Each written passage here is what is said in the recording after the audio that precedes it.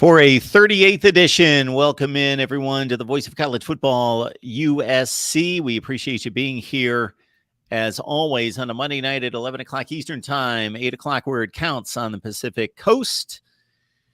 And we roll each and every week because of this guy, Matt Zemek from Trojans Wire, makes it all happen here at the Voice of College Football. Matt, it's great to see you again. Great to be here, Mark. And, Monday Night Football's not close. So, hey, come on over to the Voice of College Football. Yes. Pack it in for the NFL weekend. It's all said and done, and look forward to next weekend for whatever they're calling the next round. I guess it's still the divisional round as opposed to the newly appointed in the last few years super wild card weekend. Yeah, you can't have 5 or 6 divisional games. You have to have only 4. So, Matt, let's start out the show. Even though we've got some recent news, let's go to what's important, of course. And unfortunately, we received some sad news for the Trojans faithful and the Trojans family this week. One of the legendary stars of the late 1970s moving into 1980 and an NFL star with the Cleveland Browns and the Los Angeles Rams, most notably, Charles White. May he rest in peace. Left us this week at the age of 64. Now, Charles White, of course, was, if there was a back who signified student body right any more than Charles White, I don't know who that would be. There are a few that rank right near him. And of course, he was a Heisman Trophy winner in 1979 and capped off that glorious season with one of the great drives of a running back in a clutch situation in the history of college football, carrying for what I believe is 71 of the 83 yards as USC took down undefeated Ohio State to deprive the Buckeyes of a national championship and lead one of the great USC teams that was just a laden NFL roster to another glorious Rose Bowl win in just a mammoth game between those two. Your thoughts about Charles White? My bosses at the Gannett Corporation, which is connected to USA Today, which runs Trojans Wire and the other College Wire sites, they'll have us do special projects, each of the College Wire site editors. So one of the big special projects they had us do as site editors in 2022 was, do an all-time USC roster. And you get to have 2 roster spots. So you have a starter and you have a backup. You can't have 3 or 4 at a position. So when you get to running back for USC, you're going to have to leave 2, 3, 4 legends off the list. Who makes the cut? So, I had to wrestle with, okay, who's my starter and who's my backup? So, I think that Orenthal James Simpson, O.J. Simpson, he's the most important USC running back of all time. It doesn't mean he's the best, but he is the most important because the UCLA game in 1967 and then his Heisman season in 68 and leading USC to a 1-2 versus a great Woody Hayes team in the 1969 Rose Bowl.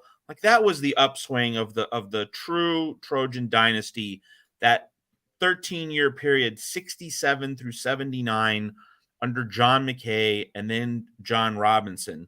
You could say that Mike Garrett was the first Heisman winner in 65, and then he kind of set the tone, and that's a fair point. But OJ really, took USC to another level, and he got the program to the place where, that's when John McKay could recruit. So that he created the 1972 team, which I think most people would agree is the greatest USC football team ever assembled. Obviously, 2004 is very much in the conversation, but I would say 1972, that was just a total home wrecker of a team, right up there with 1995 Nebraska, 2001 Miami, the other great teams that we talk about. 72 USC's there, and OJ really helped create the foundation to get USC to that point. So I think OJ was the most important. So I had OJ as the backup on my all-time USC roster. Number 1, though, I went with Charles White. And I went with Charles White for several reasons. One is just the stats. That he's the only USC running back to rush for over 6,000 yards. He had almost 6,800 yards from scrimmage. Marcus Allen's the only other Trojan in the same zip code. Allen rushed for roughly 4,800 yards in his USC career. He's the only other Trojan in the post-World War II era, other than Charles White, to have over 5,000 yards from scrimmage. It's really Charles White 1, Marcus Allen 2 in a lot of the historical measurements. And so there you have Charles White's numbers, from Sports Reference. That's exactly what I, looked up when I did the research for the all-time USC roster. And so, that's just insane. Look at the touches. Look at the touches. 1,206 plays from scrimmage, like that over 4 years. So he's averaging over 300 touches per season. His lowest volume season as a freshman, he still had 162 plays. And as I've written at Trojans Wire, we're sharing video archives as well as talking about stats and sharing reflections from fans, from analysts, people around the country.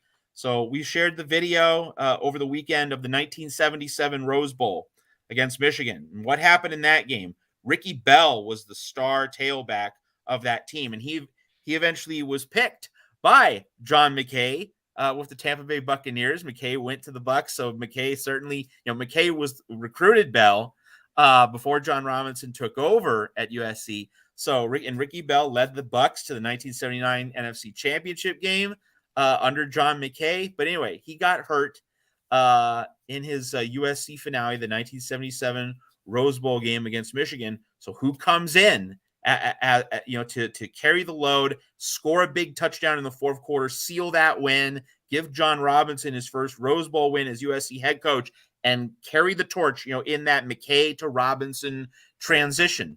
Charles White. Charles White scores a fourth quarter touchdown against Michigan as a freshman in the 1977 Rose Bowl. And then 3 years later, in his last USC game in the 1980 Rose Bowl against Ohio State and a young Buckeye assistant coach named Pete Carroll, Charles White with the 71-yard drive, just the man-making, legend-cementing moment that any running back dreams of. Everyone in the Rose Bowl, over 100,000, knew that Charles White was getting the ball. All 11 guys on Ohio State's defense, and this was a number 1 unbeaten team under Earl Bruce. They knew Charles White was getting the football, and they couldn't stop him when the game was on the line. And Charles White goes over the top with nearly 1 minute left. USC 17, Ohio State 16. So, we also posted the video for that game at Trojans Wire. And, that was the first Rose Bowl game called by Dick Enberg and Merlin Olsen after Kurt Gowdy had the long run, which culminated in 1979, which was a Charles White victory over Michigan. And yeah, he fumbled before he reached the goal line in that 79 game. But, nevertheless, Charles White, 3 Rose Bowl wins at USC. And of course, that's in an era when the Rose Bowl meant everything. And you didn't have the BCS and you didn't have the playoff. The Rose Bowl was the holy grail. So Charles White won 3 Rose Bowls when the Rose Bowl was the thing for USC and USC fans. USC finishes in the top 2 end of season after the Bowls in 3 of Charles White's 4 years at USC. It's the most outstanding player of the Rose Bowl twice. Just the accolades and the statistics and the historical achievements. 7-1 against Notre Dame and UCLA in his 4 years. I mean, just there are so many particular superlatives that Charles White has that, in my mind, lift him above the other truly great running backs in USC history. A lot of USC fans, when I discuss this, and I discuss this occasionally, when I mention Charles White, and I do bring up the point that I think he's the best USC running back of all time, strictly for what he did as a Trojan. We're not talking about NFL. We're not talking about any other contexts. When I bring this up, a lot of USC fans do say, you know what, Marcus Allen was actually better. And there's an argument to be made in terms of, Allen being, right there with White in terms of stats. Like if White's number 1, Allen is number 2 on a lot of those measurements.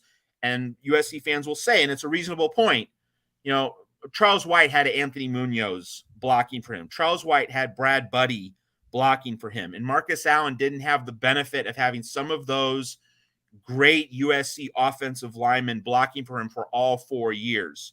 Allen got into 1980 and 1981. The quality of the offensive line wasn't as great as it was for Charles White. And you could say that Marcus Allen's Heisman season, might have been better than Charles White's 1979 Heisman season. So that is the argument to make for Marcus Allen, and it's a fair one. And so I'm not gonna say, oh, you're full of it. If you think Marcus Allen's the greatest USC running back ever, he has a strong case. There are many things that Marcus Allen has that Charles White doesn't, but I'm looking at what Charles White did in that 4-year period. It was such a rich period of achievement for USC. And I think another thing is, those were the first 4 years of John Robinson's tenure. What if Charles White's not there? What if Charles White was not there to take the torch from Ricky Bell, continuing that chain of great USC running backs? Charles White in many ways knitted together the McKay and the Robinson eras. He made sure that John Robinson got off to a great start, finishing number 2 in that 1976 season, finishing off that Rose Bowl win over Michigan. Charles White, sealed that game with that fourth quarter touchdown. So there are a lot of particular things that jump out to me as, reason for making Charles White the greatest running back in USC history, which, is just say that sentence, that simple sentence, carries an awful lot of weight. Yeah, I have just a vague recollection of the Michigan Rose Bowl games. Those two, I was just learning, just discovering college football, just finding it, didn't really know the context of the games, the rankings, exactly what it all meant. And there were other games factoring into, of course, the national championship picture those particular years. So the one that really stands out to me was the 1980 game, where I fully grasped the magnitude of the event. Ohio State, as you mentioned, number 1, undefeated. USC had 1 tie on its record, probably was the best team in America that year, but they had a tie earlier to Stanford that deprived them of a national championship that Alabama claimed after USC beat Ohio State. But just the spectacle of that game was just enormous that particular day. The Rose Bowl was each and every year, yes, but 1 versus 3, and just the amount of NFL talent on that field, especially for USC. My goodness, Ronnie Lott, Anthony Munoz, Joey Browner, and on and on. Marcus Allen blocking for Charles White is crazy to think about.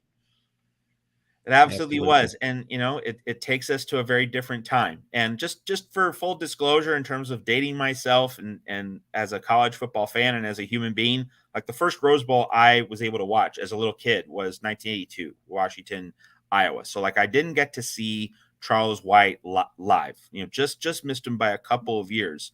But, growing up out here in the West in the Pac-10 footprint, and also having a father who went to USC, he would tell me about student body right. My dad went to USC in the early 1960s. So I heard the stories and, fell in love with sports at a very early age and quickly developed an appreciation for the Rose Bowl and tradition, which continues to this day. And so, Charles White against Michigan and Ohio State in the late 1970s and on into the 1980 Rose Bowl, that is still a high holy feast. It's a sacred remembrance, not just for USC fans, but for Pac-10 and Big Ten fans of a certain age. And it's and you could say that maybe the mythology is overdone, but one thing I haven't mentioned in terms of why Charles White really is the greatest and why, looking at that era in a particular way reinforces my appreciation of Charles White and everything he did. Let's remember that in the late 1970s, and this is not romanticism, this is just sober football analysis, it was a running back sport in the late 1970s. That was the channel through which teams ran their offenses, whether it was, Texas under Fred Akers, Vince Dooley at Georgia. Herschel was just around the corner. He basically took the baton from Charles White as college football's great running back. Marcus Allen as well, George Rogers of South Carolina as well. Like, those were the guys who were winning Heisman's. Billy Sims over at Oklahoma, Earl Campbell. Like, you look at the Heisman winners in the 70s through the early 1980s. Like, we talked about this when we reflected on Caleb Williams' Heisman, that it's now a quarterback's award. It used to be a running back's award, and it was right in that sweet spot in the late 1970s when the running backs were at their zenith. So that was where the sport was played. Offenses were routed through the running back. And so for Charles White to not only, win as much as he did, but also, like, he was the Iron Man. And John Robinson himself said, toughest player I ever coached. And Paul McDonald, the quarterback of the 1978 USC national championship team, he said, pound for pound, toughest player I ever saw at USC. So, like, it's not just me, all right? It's his quarterback, it's his head coach, the people who were closest there, who had the firsthand observed experience and knew a lot more about football than I do. Like, they would tell you he was the toughest. He took on the greatest workload, endured the most punishment. And of course, like, that is the sad side of Charles White. And we can't ignore that or sweep it under the rug, that the brain trauma that he underwent, like, the behavioral problems and the way his life, went adrift after his playing days, like, that was the product of the pounding that he took. Like, it's like he was in many ways the Muhammad Ali of football in terms of, this remarkable figure, this remarkable athlete, so beloved, so cherished, created so many amazing memories. And then, the physical after effects because of the pounding that he took, just like Muhammad Ali in a boxing ring. So there is a certain definite sadness to this story, but I think it still magnifies what he actually achieved on the field. So, when we consider just how central running backs were to college football and college football offense in Charles White's time, he was so much the epicenter of everything USC did and tried to do, and he was so good at it. And not that Marcus Allen, it's not that Marcus Allen wasn't as good.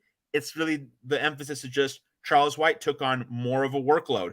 And Marcus Allen had an insane workload. Like, in terms of all-time touches among USC Trojans in the ball kit running backs in the post-World War II era, Marcus Allen is over 1,000 career touches, but Charles White is the one guy who beats him with those 1,206 touches that you showed in your sports reference screen grab right there. So, like, when you do consider that Charles White took on the most severe workload in the era of the college football running back, when, everyone wanted to be Earl Campbell or Billy Sims or George Rogers or Herschel, Charles White is right there on the mountaintop in terms of having been asked to do as much as humanly possible, and he certainly thrived at it. So it really reinforces for me why Charles White is number one. One of the first Sports Illustrateds that arrived at my household when I became a sports nut and instantly went from 0 to 100 when it came to just sports intake and needing to know and understand everything in Sports Illustrated was the Standard. Was a front cover that depicted Billy Sims and Charles White fighting over the Heisman, and it said, "Hey, that's my Heisman," was the front cover title of that particular Sports Illustrated. Absolutely, because Sims had won it in '78, and Charles White was in the midst of claiming it in 1979. Absolutely. One, I did mention very briefly earlier here on the Voice of College Football that Charles White was 7-1 in his USC career against Notre Dame and UCLA. Let's unpack that a little bit, because, like, this season, in an even numbered year, USC plays UCLA and Notre Dame in back-to-back weeks late in the season. And, we talked about this a little bit at the Voice of College Football right after the Pac-12 championship game, the loss to Utah. And we noted that, Utah played Colorado the week before the Pac-12 championship game. And USC was coming off those emotionally and physically draining games against UCLA and Notre Dame. And like that didn't decide the game. Like Utah was better, period. All right. Not trying to weasel out of anything, Utes fans, if there are any Utah fans here watching at the voice of CFB. But the point is that, you know, Utah had like 2 weeks to more holistically fully prepare because Colorado did not demand a whole lot from the Utes. They could really ramp up leading into the Pac-12 championship game, whereas USC had to be right on top of its game 3 straight weeks, and not easy to be at the very top of your game for 3 straight weeks. So when we turn this back to Charles White, you know, in 2 of his 4 years, he had that even numbered year double stack late in the season, UCLA, and then playing Notre Dame at the Coliseum. And of course, you know, in 76, Ricky Bell was taking on a lot of the workload, but like in 78, and remember, 1978 was a year when Charles White ran for 199 yards in the win over Bear Bryant and Alabama down in Birmingham on a very hot September Saturday. And Charles White, you know, continued to carry the bulk of the workload for that USC offense as 1978 continued. And so then he gets to the UCLA Notre Dame double stack at the end of the 1978 season, still had his fastball, still able to produce at an elite level to lead USC to victories over good teams. Like Terry Donahue had UCLA as a good program in the late 1970s, and USC and John Robinson were able to keep them at bay until the early 1980s. So Charles White able to deliver after already being the man in the first 2.5 months of that 1978 season. He's able to finish the job against UCLA and then against Joe Montana and Notre Dame in a memorable 1978 thriller in the Coliseum. So, you know, getting, you know, almost like 300 in the neighborhood of 300 touches for a season, and yet still being fresh, not necessarily fresh, but still being, you know, robust, still being extremely effective and imposing on the field as a running back. Like we can't, it's really hard to wrap the mind around that from a modern perspective, because, you know, we look at how punishing the sport is, and we look at, you know, well, you know, should the coach give him too many carries? Don't you need to spread the ball around a little bit more? I mean, in Charles White in his day, it was just feed the beast, feed the beast, feed the beast. He said, give me more, give me more, give me more. I'm up for it. Put it all on my back, put it all on my shoulders. I'll do it. So that 7-1 record against UCLA and Notre Dame, obviously impressive on its face, but, you know, like UCLA was always a late season opponent for USC. That Charles White goes 4-0 against the Bruins 3 times, really, from 77 through 79 as the primary ball carrier in the USC backfield.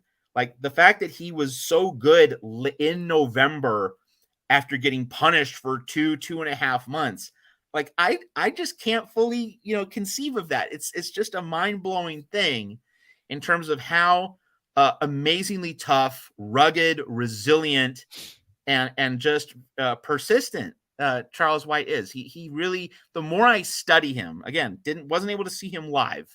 I was just 3 years old at the time, but the more I study him, the more I'm impressed. Like every time I study something about Charles White, I become more impressed.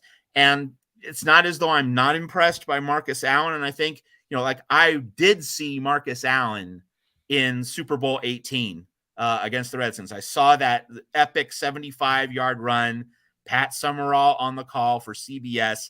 So like maybe, and it could be that because I didn't see Charles White live, maybe I'm trying to build him up because I just see these numbers and they kind of they jump off the page in a way that they didn't for Marcus Allen, because I saw Marcus Allen. Like I saw how great he was and how easy he made football look so many times. Maybe it's just, you know, the romanticism of not having seen a person live that is making me inflate Charles White. But really, the more I study all that he went through, the more I study all that he had to do and was asked to do and was successful in doing, that reinforces my ranking of him as the greatest USC running back of all time.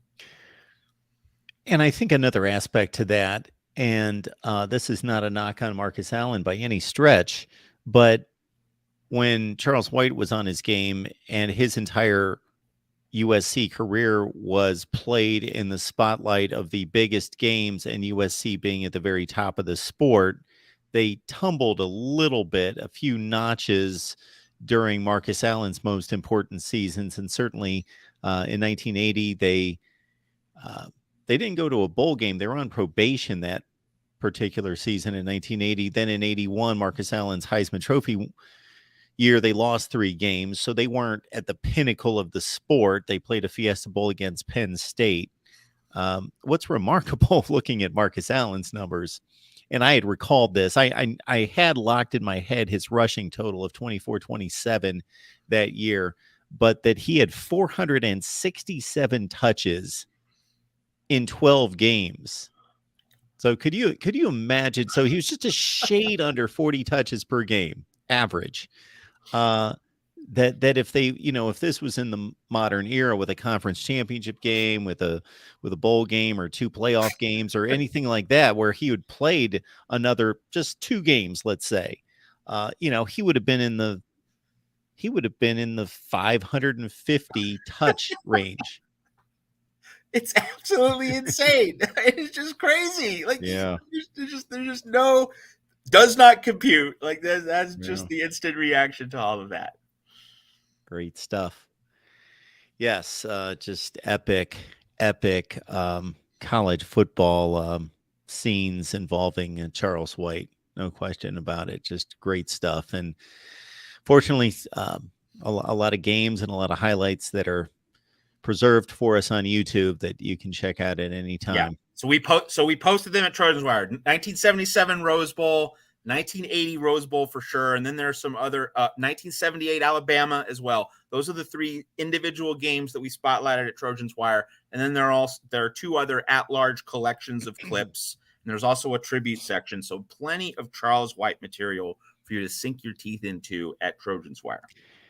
Matt, we took on an exercise here at the Voice of College Football a couple of years ago in which I ran through all the national championship seasons because I cannot stand the injustice. So we have all sorts of quirkiness to the voting of national championships, and you bring up 1978. Yeah, really.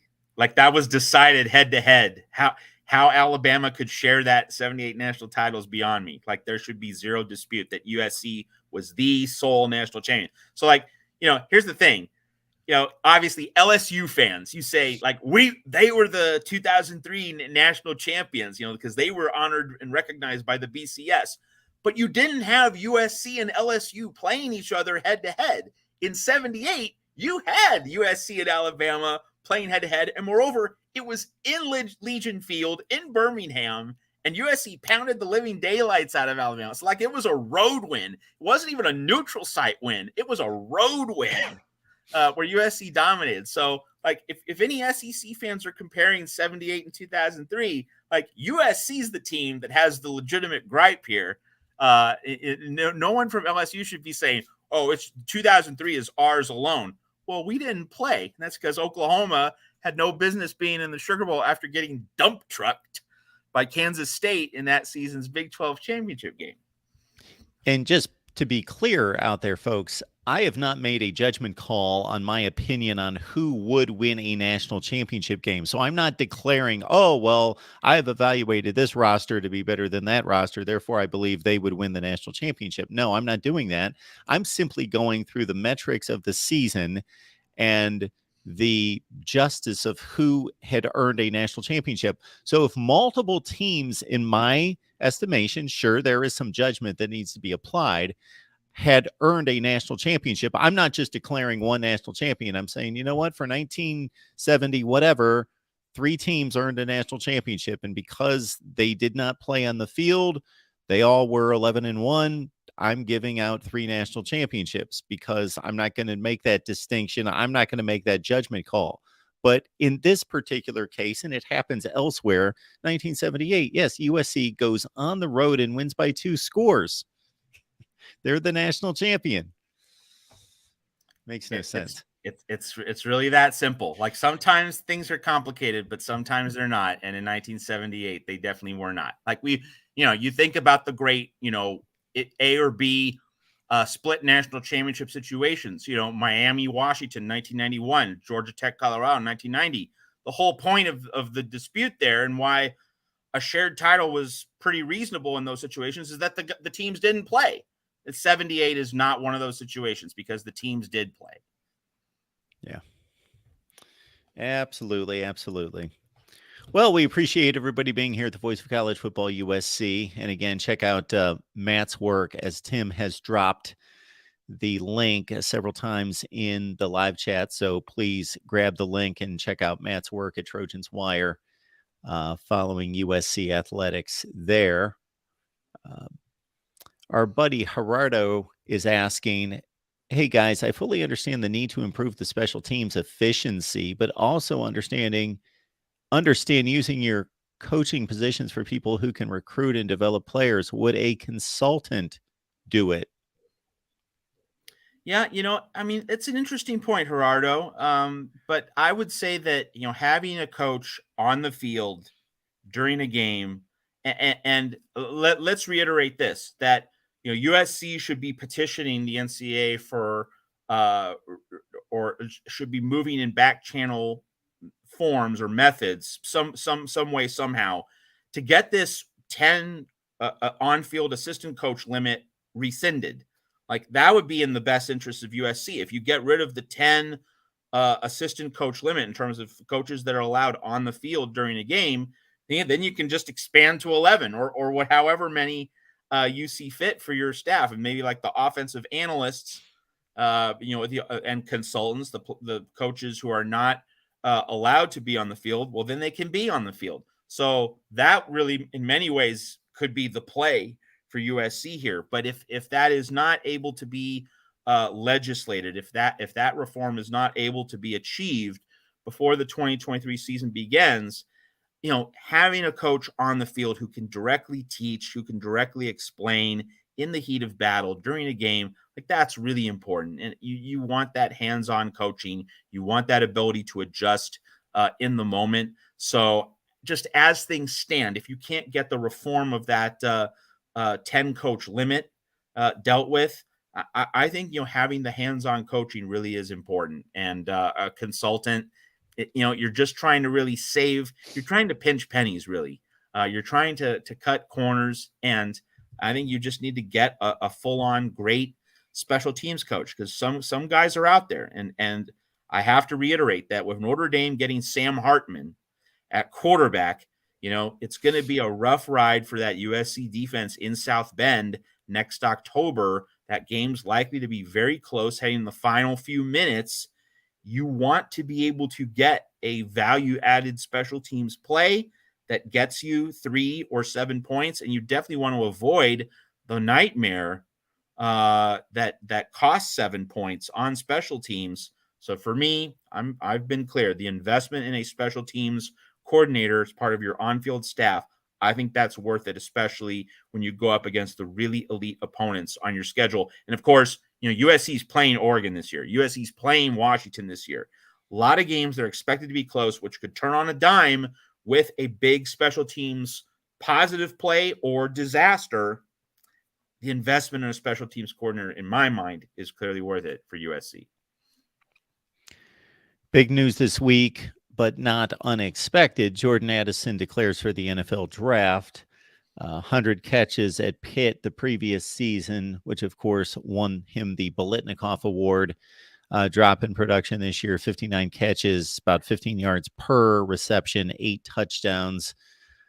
Certainly a position where USC is well fortified for 2023. Yeah, I mean, if there's a group, if there's a position unit where USC does not suffer and does not really have a conspicuous lack of depth, it's wide receiver. And an interesting part, like there was no drama about Jordan Addison and what he was going to decide to do. Like he's a guaranteed top 15 pick, very likely top 10. Drake London was the first receiver off the board in last year's draft at number 8. to the Atlanta Falcons, very good chance that Jordan Addison is the first receiver taken in this year's draft. So like there was no doubt that he was going to be on his way. You know, you talk to USC fans about the wide receiver room, and hey, they're still in a really, really good position at wide receiver, especially with Dorian Singer coming in from Arizona. Like he's going to be the WR1 to replace Jordan Addison. Singer, having him in the room is going to ensure that there's no substantial drop off. But if you talk to USC fans, Kyle Ford going into the transfer portal, and you know, like he wants to get more playing time. He wants to be a WR1 at another program where he is the lead guy, and like that. So like that seems like a smart decision for him in terms of just getting more touches and being the dude on whatever school he plays for. But like Kyle Ford is a big bodied receiver, and USC does not have a lot of those kinds of receivers. So in many ways, like there was never a doubt that Jordan Addison was going to leave. But if you were going to say, you know, Jordan Addison, I mean, of course, Jordan Addison is a better receiver, but Dorian Singer can fill in for what Jordan Addison does. Not necessarily the same thing with Kyle Ford. Kyle Ford's skill set and his size and his physicality gave USC a particularly unique piece within that wide receiver room. So a lot of USC fans are a little bit more concerned about Kyle Ford leaving than Jordan Addison, just because of Kyle Ford's unique package of physical attributes. Absolutely. And we also have Justin Dedich, who is expected to be at the center position here in 2023. He is returning to the USC offensive line.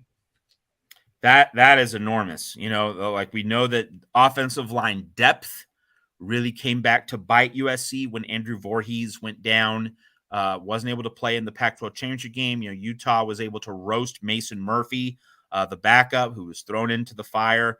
So, you know, like any quality depth and any continuity that USC can attain on the offensive line is huge. So with Dedich locking up the spot, well, first off, you know, playing center, like he'd been at guard while Brett Nealon was, you know, the center for most of the 2022 season. Having a center who knows Caleb Williams, works really well with Caleb Williams, that just provides so much continuity for the offensive line and for the offense as a whole. So like that, just you can just feel USC fans' blood pressure levels plummeting, you know, from unhealthy levels to very healthy levels after the Dedich news. It is such a stabilizing thing.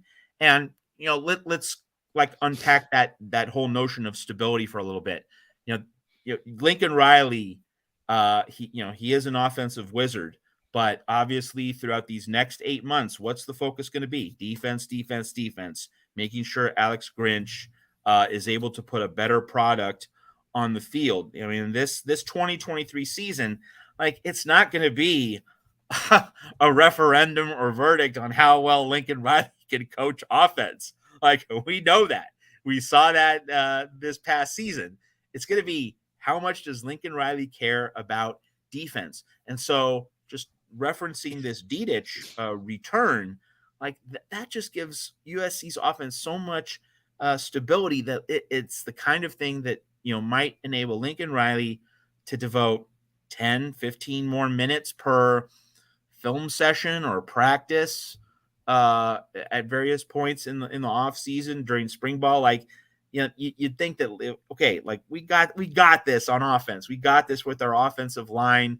Everyone understands what we have to do. I'm going to peek in on these defensive drills a little bit more, right? I think it's a small part of the Dedich story, but it's a real part of it. That it's the kind of thing that's going to free up Lincoln Riley, you know, in his coaching, but also, you know, part of what a head coach does is you coach your coaches, you coach your assistant coaches, and there's just going to be a little bit less offensive line micromanaging and oversight. And that, you know, the minutes that Lincoln Riley might have to devote with Josh Henson to cultivating a new center, he can devote small handfuls of minutes at various points in spring ball, in August camp. He can carry those minutes elsewhere to the defense. And that's just part of the larger architecture and the larger economy of how Lincoln Riley spends his time, his very precious time in the spring, in August, managing the whole USC roster for 2023. Dedich returning is it's a good, solid, substantive reason for Lincoln Riley to be able to look in on what Alex Grinch is doing and provide a little bit more quality control so that he can do a much better job of getting that side of the ball in order.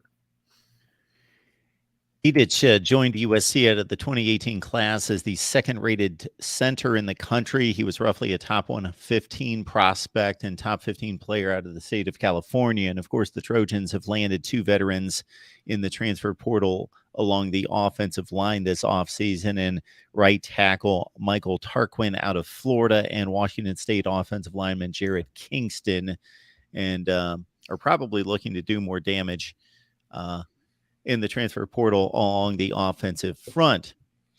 Folks, we should be worth saying that Jarrett Kingston looks like an excellent pickup.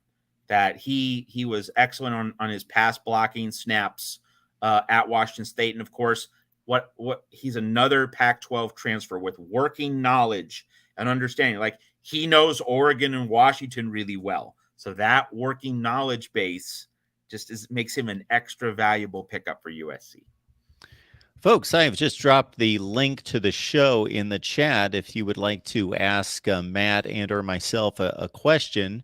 So if you'd like to join us here at the Voice of College Football and have a comment or question to make, you can just grab the link in the chat, and we'll talk some USC football or the overall landscape of college football. We just finished up an interesting 2.5 hours on the ACC. And we hope to do the same with the Pac-12 and the other Power 5 conferences and a Group of 5 show, just bringing together a wealth of knowledge on board for 2 or 3 hours to kind of give each conference a wrap-up show for the season. So we did the ACC tonight, and we'll be getting hopefully Matt and some others on board to knock out the Pac-12.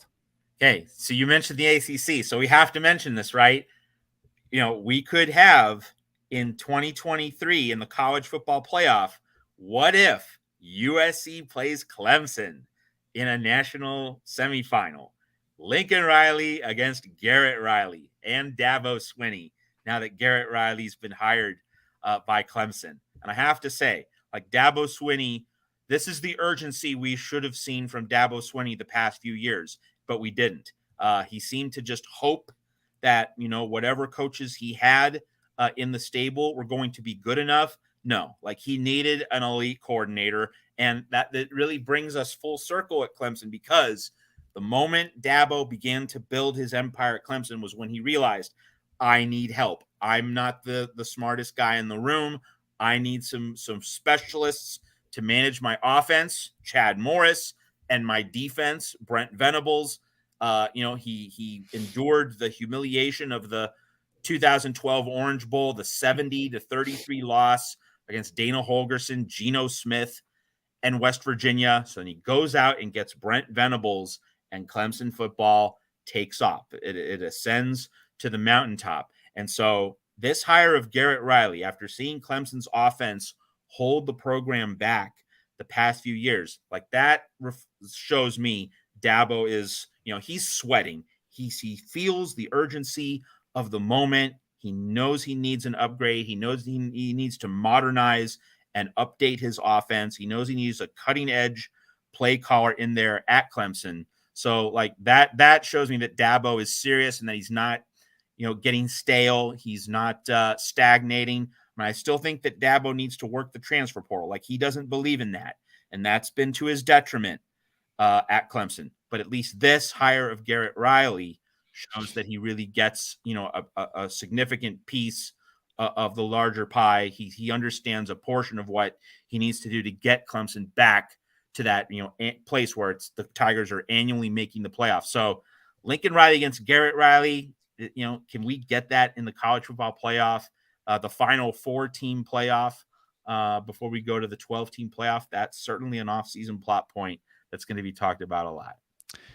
Folks out there, we always need your help to build the channel, but especially during the off season. So please let people know that we're here talking USC football with all of you each and every Monday night at 8 o'clock Pacific time. So again, you by extension promote us. You come in contact with people, whether that be on social media or just directly through text or face to face, that have no idea that Matt Zemek and Mark Rogers exist. Without your help, we can't reach these people. So we would just ask that you would spread the word concerning our USC show here each and every Monday. And we got Gixer Squid on the line to ask us a question. Hello, welcome to the show. Yes, hey. Thank you both, Matt, Mark. Sincerely appreciate the coverage. I had a quick question about next year's upcoming schedule. Specifically, as you likely know, USC has road game after road game after road game. The Notre Dame one jumps out at me, and then kind of the dark horse is the at Colorado game. I just feel like there's going to be a lot of attention just given the coaching changes and everything going on over there. So just wanted your take. Thanks. Well, we don't have the layout of the games and when they come, right? Gixer Squid, like that's the real key, because you know as well as I do that under Larry Scott, the all-time example, the example that all USC fans remember is you play that draining overtime game on national television against Texas, and then Larry Scott puts you in Pullman on Friday night the very next week, just completely setting the team up to fail. Just total amateur hour. It would never happen to Alabama in the SEC, Ohio State in the Big Ten, Oklahoma in the Big 12. But Larry Scott just put USC in that position to fail through bad scheduling. And you talk to Washington fans too. Like, Washington has often had to play Oregon after the Ducks have an off week, and Washington plays a road game in the Pac-12. Just things like that kept cropping up with the Pac-12. So really, Gixer Squid, what's important here is like, we know the alignment of games in terms of who's playing whom and whether it's on the road or at home, but it's all about the lineup. It's all about how everything is balanced in terms of the schedule. And USC was a mixed bag in terms of that schedule alignment in 2022. The good part was having playing in Los Angeles the whole month of November. Like that was a real benefit for USC, not having to get on a plane for a full month. Like USC clearly did benefit from that. Imagine having to make a long commute, a long flight in November when the injuries were piling up. So the schedule was really kind to USC in a multi-week period. But then, as I noted earlier, Utah playing Colorado at the end of the season, that really helped the Utes. And that's not necessarily unfair scheduling, like, because Utah, Colorado is the quote unquote rivalry game for the Utes. You play that at the end of the season. It just happened to work out well that the Utes were then able to play in the Pac-12 championship game a week later. But so USC did get a benefit in terms of how the schedule lined up with all Los Angeles games in November. But you certainly don't want to play an Oregon or a Washington after one of those two teams, the Ducks or the Huskies, have an off week. Like, you have to have equal amounts of rest. And that's something that the Larry Scott regime definitely failed to do for USC, for Washington, for other programs in the Pac-12. And I think that with other transfer portal movements, they just wanted to let some time go before they finally did release their schedule. And I do believe, Gixer Squid and everyone else who's watching here on the Voice of College Football, John Wilner, the Pac-12 insider, guy who has his finger on the pulse of the conference, he said over the weekend, I believe, either in a tweet or in one of his latest Wilner Hotline columns, he thinks that the schedule is going to be released within the next 2 weeks. So we are going to have a finite schedule in terms of dates, times, off weeks, and nuances to pick apart on one of our future shows here at the Voice of College Football. Absolutely. We will do exactly that. A few nuances that stand out to me just looking at the lineup of opponents. And again, we are waiting most of the dates would be, first and foremost, you've got a week 0 game. So USC is going to be one of the few teams of college football. Usually there's about 4 or 5 games on week 0. So USC is going to be one of those. 8 to 12 teams that are going to participate in week 0. That's a game at the LA Coliseum against San Jose State. Also, in addition to the Notre Dame game, there is typically a difficult non-conference opponent in addition to the Fighting Irish, but not this season. You could argue not last season, with Fresno State being the second best of the out-of-conference foes, but with San Jose State and Nevada being the other two, USC with a bit of a light touch there, but still, I'm not in any way criticizing the Trojans here, because they play the built-in difficult game against Notre Dame each and every year outside the conference. And then the last one would be, of course, with 11 possible opponents in the Pac-12, USC misses Washington State and Oregon State this year.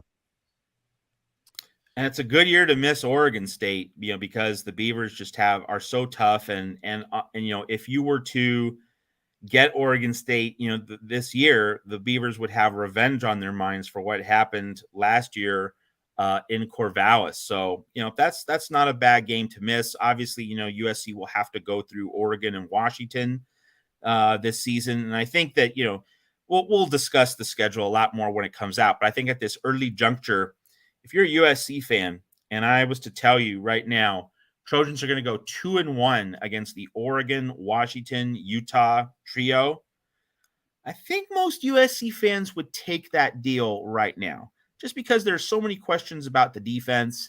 And also that if you're going 2-1 against that 3-team collection, that means that you're likely to have the sufficient tiebreakers to make the Pac-12 championship game and then go to the college football playoff if you, of course, can beat Notre Dame in South Bend. Now, the argument could be, well, if we're 2-1 against Washington, Oregon, Utah, that means that if we lose to Notre Dame, that's our second loss. We're out, when we're most likely out. So I could understand why a USC fan might say, I don't want to, I won't sign on the dotted line for 2-1.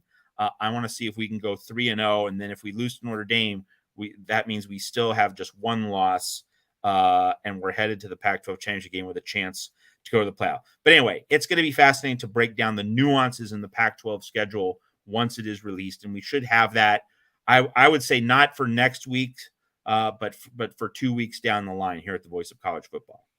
It'll, of course, be intriguing looking ahead even a year past that to see how tough the Big Ten is on USC and UCLA.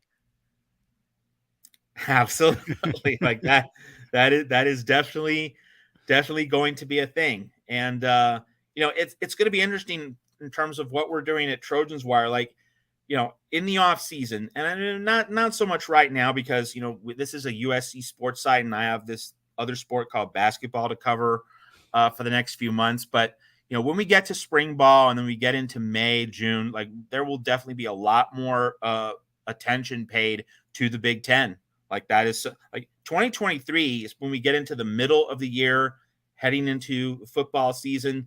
Like, we're going to devote a lot of time to the Big Ten, just because, like, this is the world USC is entering. This is the world USC is stepping into. And so when we get into the 2023 football season, like, we're going to spend, like two-thirds of our time covering our final go around the Pac-12. But we're going to spend like 1/3 of our time, a good 35% looking at the Big Ten and seeing this world that USC is stepping into, because, early signing period in December of 2023, that's going to be freshmen who will play in the Big Ten. So, like, it's coming quickly upon us, and it's going to be fascinating to really have to cover 2 conferences, not just one, in 2023 here at Trojans Wire. It's going to be some kind of journey. And I would think sometime this summer, I would think this would be the timing of it, we will get the format change released from the Big Ten to know what they're doing. So I get asked this every 3 days. What's the Big Ten going to do about its scheduling this year? Well, they're not going to do anything. They're not going to change scheduling for one season. So they'll stay with the East and the West divisions, but then they're preparing, of course, for USC and UCLA, whether that's a completely no division split, with just 1 through 16 lined up in the conference, and then there being some kind of probably 3 designated rivals, and then doing something similar to what the ACC announced for this season, where you got 3 designated rivals, and then you split the rest of the conference 6 and 6, and you play them every other year in those sets of 6 or in some rotational basis, what that does, number one, it negates a 4th or 5th best team in the conference advancing to the conference championship game. And it also um, uh, gets away from what we've seen in division play where schools don't see each other for 6 and 7 years, and in particular players never see a rival school, and it's 12 years between trips back and forth, and that has been negated by that scheduling format. Yeah, and like for Pac-12 fans who don't pay too much attention to other conferences, let's remind you that in terms of playing other teams in your conference on a consistent basis, like the ACC could not figure out how to do that. Wake Forest and North Carolina played non-conference games twice in the past 6 years. They literally scheduled a non-conference game, that was not counted in the conference standings, because the ACC schedule rotation didn't have them playing regularly. And these are schools in the same state. North Carolina and Wake Forest, they're part of the research triangle, and they weren't playing regularly because they got pushed in the other divisions, and the scheduling rotation plan didn't turn over regularly enough. So you would think, yes, that the Big Ten is going to make sure that every school is going to play each other for sure every 3 years. But with the ACC, you had like 6-7 year gaps between certain programs playing each other. I think Clemson and Duke, like those were 2 teams that fell through the cracks, and there were other pairs of teams that slipped through the cracks in terms of not barely ever playing each other. And so you had ACC teams scheduling non-conference games against each other, Carolina and Wake being the foremost example of that. So yeah, the Big Ten, you would think that the Big Ten, with all the revenue, all the money that's there, and also with the need for, everybody to want to recruit in the other geographical areas, now that the USC and UCLA are expanding drastically the geographic footprint of the conference, that you will want to have every school being everywhere else on a consistent basis. You would think that that is part of the philosophy. And of course, we have to mention the Big Ten needs to get a commissioner seated. With Kevin Warren out the door going to the Chicago Bears. So the Big Ten has to take care of that as part of its rearrangement process. And Big Ten fans that want to put USC in its spot and put them in their place to start out, I have to remind Big Ten fans of this as well. The Big Ten isn't going to just schedule Ohio State, Michigan, Penn State, the 8 or 9 best teams in the Big Ten to play USC. It's not going to work that way either. There is going to be the Rutgers game and the Indiana game, and there's going to be some logic to it, and certainly they want to highlight the marquee matchup, certainly, but they're just not going to be given the 9 most difficult teams to play in the Big Ten. That's absolutely right. And, one thing that's of obvious interest to USC fans and also to Big Ten alumni who are in Los Angeles and who are going to be eager to go to the Coliseum to see USC play is, how is the schedule going to be aligned in terms of, like, is the Big Ten going to regularly have USC go on, a mostly road-oriented schedule in the first half of the season, and then the Trojans go and stay home in November so that the Big Ten alumni will have a nice sunny, mild weather to go to late in the season? Is kind of like not necessarily a Rose Bowl, but like a trip out to Southern California to see their favorite Big Ten team play, or is that really not going to enter into the equation? And it's just going to be interesting. And of course, there's the new television arrangement with CBS getting the 3:30 game, the number 3 game, NBC getting a primetime game, the number 2 game, and Fox having big noon Saturday. So, obviously Fox is going to want some USC road games playing in the Eastern time zone and in the big noon slot. And you'll have NBC most likely getting the most of the USC home games against a quality Big Ten opponent in prime time. And then CBS is going to get, CBS will get USC Rutgers. CBS will get like USC Indiana, USC Illinois maybe. For the 3:30 game. So like the television piece is also why you're going to see a balanced schedule in terms of, it's not just going to be marquee names. Like the SEC's done this, right? You don't see Georgia and Alabama playing in the SEC regular season, right? All the time. That's an occasional matchup because you want them to play in the conference championship game. You want to save it up for that moment. And so the Big Ten is going to almost certainly employ, a similar philosophy, working in tandem with primarily Fox, but also its other television partners. I would guess, this is my guesstimate, is that the Big Ten is not going to go out of its way to front load or back load the schedule, whichever way you look at it, to make sure USC is just sitting at home in UCLA for the entire month of November. I don't think it's going to be that egregious or that obvious. Yeah. However, they do play each other, and they're going to preserve that game at the end of the season, or second to the last game of the season, depending on the USC Notre Dame, of course. Factor in that. So that takes out one November weekend, first and foremost. And for USC, it takes out a second November weekend when they play Notre Dame at home. And so I would think that it would be, and obviously the Big Ten isn't going to just beat up on USC and make them just travel east for the entire month of November. So I would expect it to be skewed toward warm weather and home games in November, but that they would have to make their possible one trip, if not two, but one for sure, to a Midwest location in November. I think that sounds about right. I think that sounds about fair. I think it's going to be slightly tilted to USC playing more games in November at home and more road games when the weather's not as severe. But it's not going to be so egregious that it's the balance is going to be thrown out of whack. Here's another point about scheduling, and of course, like this isn't going to really come into focus until USC actually is a Big Ten member playing a Big Ten regular season schedule. But it's certainly worth thinking about right now. Like, it's not too early to think about it and have these conversations about it here at the Voice of College Football. When USC goes to the Big Ten, when should the Trojans schedule Stanford and Cal? That is going to be a highly intriguing question because that USC wants to play those in-state schools every year. Those are long-standing rivalries. And one would think that, like USC's non-conference schedule, like the Trojans aren't going to have to think about their non-conference schedule once they go to the Big Ten. It's going to be Notre Dame, Stanford, and Cal.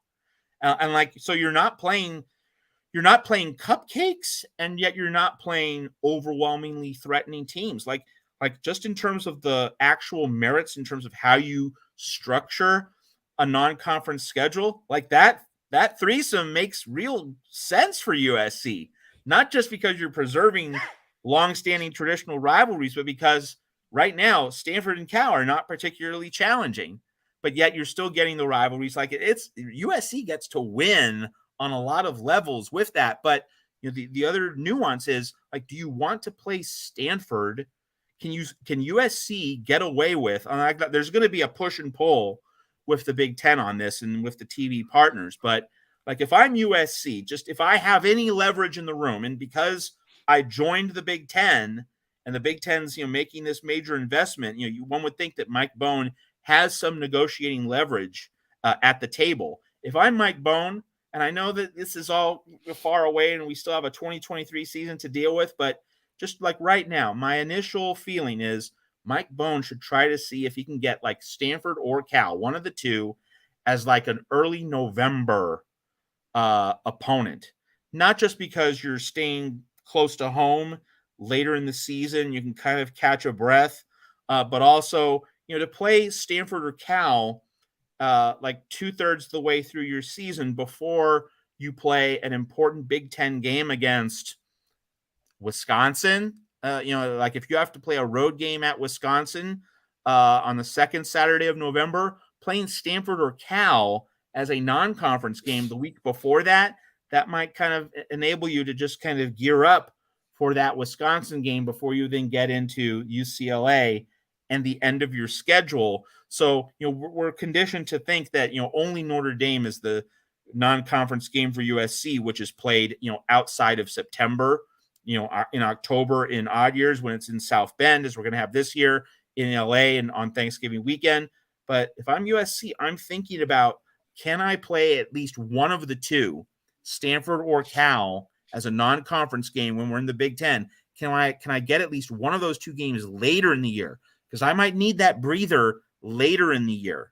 To play a relatively manageable game against the Trees, against the Golden Bears, in the midst of all these really tough Big Ten battles. Like, that could be a surprisingly significant scheduling component for USC once it joins the Big Ten. It's just something to think about now. We'll see what USC is allowed to do, what USC has the leverage and the ability to do. It might not amount to much. It might be that USC is just forced to eat the sandwich that the Big Ten serves. But if USC has any negotiating room at the table, that is definitely something for the Trojans to consider.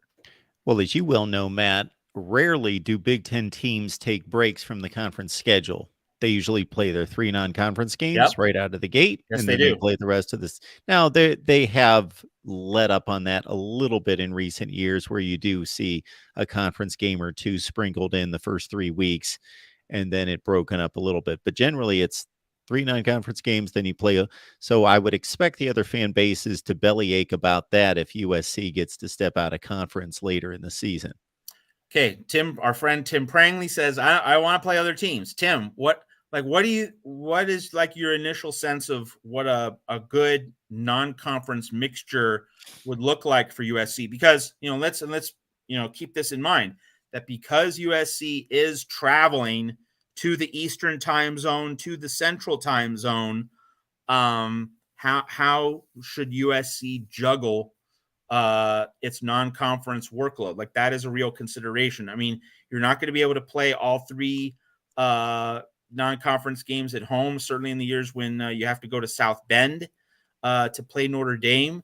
So, like, if you want to cash in on, being a Big Ten member, does this mean, Tim, that you want to play a good team in the Central time zone, maybe play more Big 12 teams, to maybe be able to recruit more in Oklahoma and Texas as kind of like a recruiting strategy for playing in the Big Ten and being on a different national level?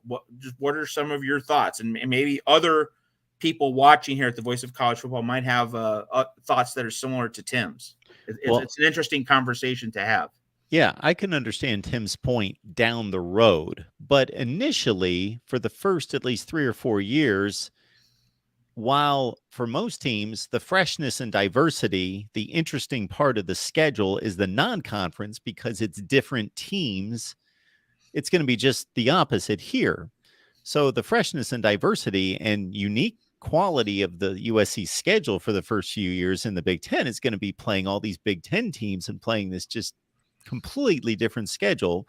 So the uniformity or the familiarity of playing Stanford and Cal, I think, wouldn't be an issue for the first several seasons because the rest of the schedule's a whole new experience. Yeah, that's an interesting point. That precisely because you're playing so many new opponents regularly, having some quote unquote comfort food opponents, yeah, that actually presents some balance to the larger schedule. But I think, beyond the specific idea that USC should just schedule Stanford and Cal, the larger reality is, if USC is in the Big Ten, like, a calculation has to be made in terms of how much do we have to gain in terms of recruiting. Like, I think that's really important. That how can USC schedule its games to, because, like, and Tony Altomore raised this point on a number of shows over the off season and leading into the early part of the regular season. Like, he mentioned that, with USC joining the Big Ten, like, there's going to be a lot of networking among alumni and also in terms of recruiting in New York.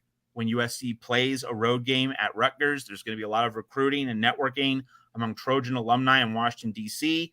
when USC goes to College Park to play Maryland. So, like, should USC be scheduling non-conference games in a very targeted way? Like, you're definitely going to play one cupcake at home just so that you're not traveling, you're not on a plane, because you're going to be doing a lot of plane flights, logging a lot of miles during the season. There's no question you're doing at least one cupcake game at home. And then, Notre Dame's the second. So like really that third non-conference game, the non-cupcake, the non-Notre Dame game, what do you want to get out of that game each year? And of course, when USC joins the Big Ten in 2024, we're also going to have the 12-team playoff.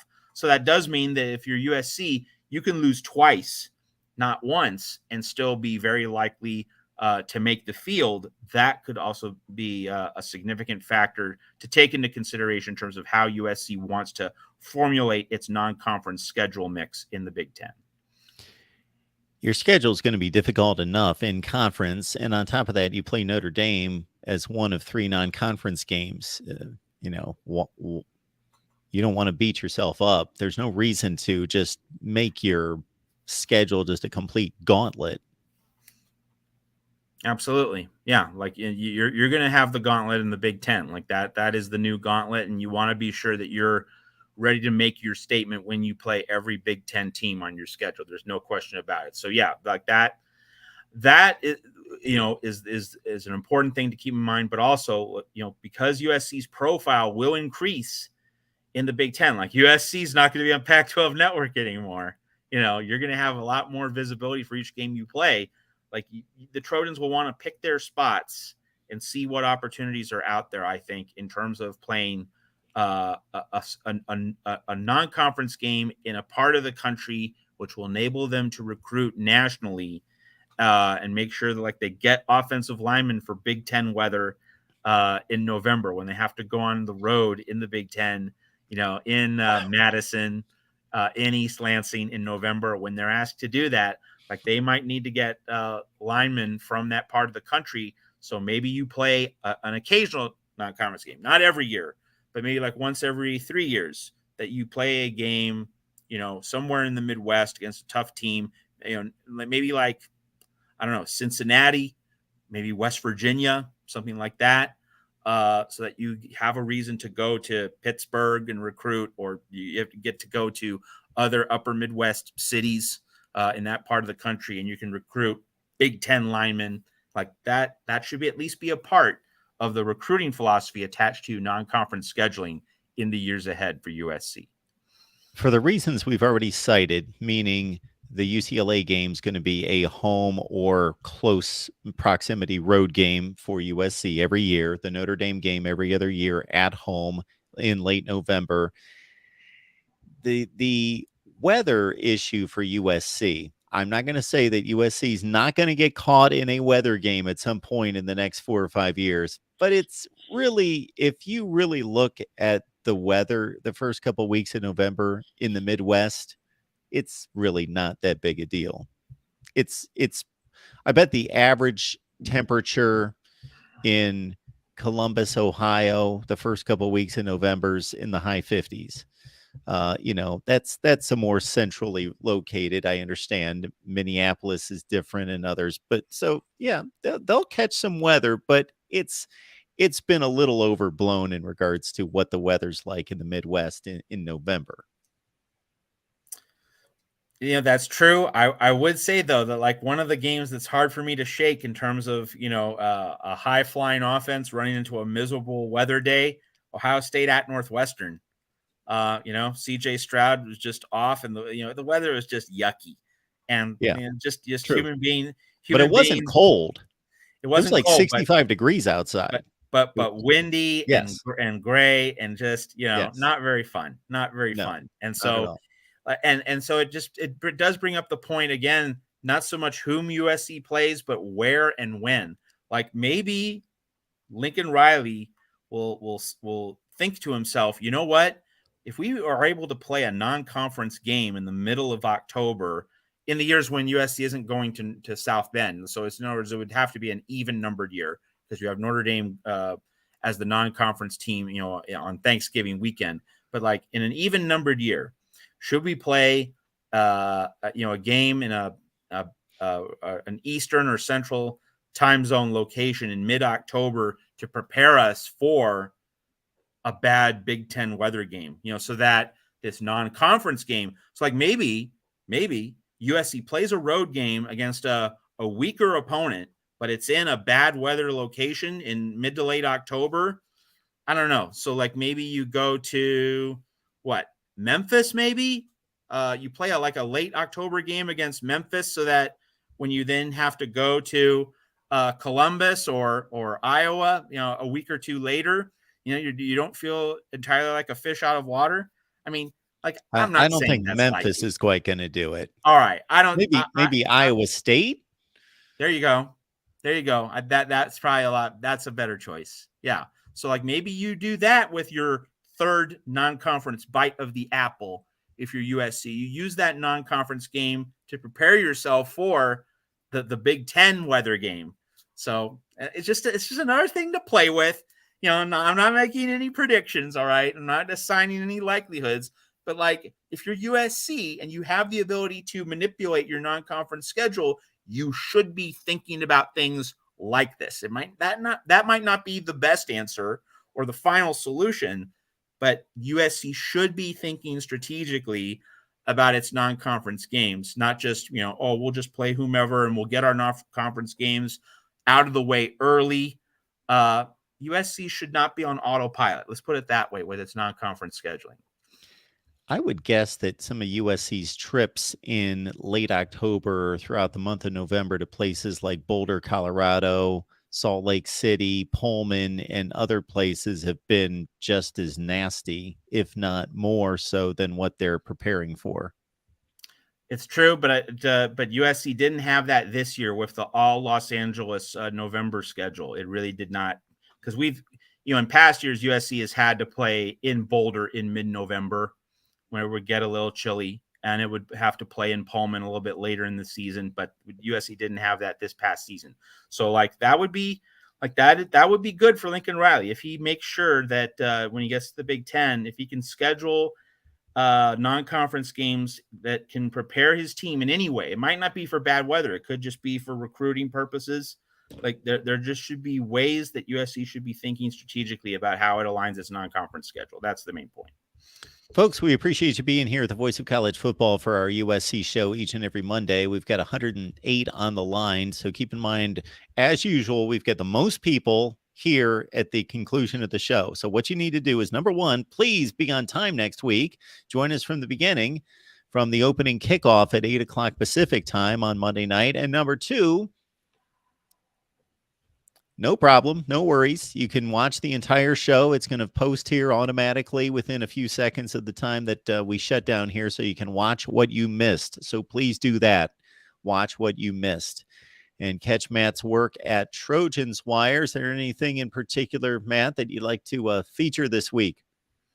Well, again, going to have to cover basketball for the next few months, but we're certainly following the transfer portal additions and, Justin Dedich staying.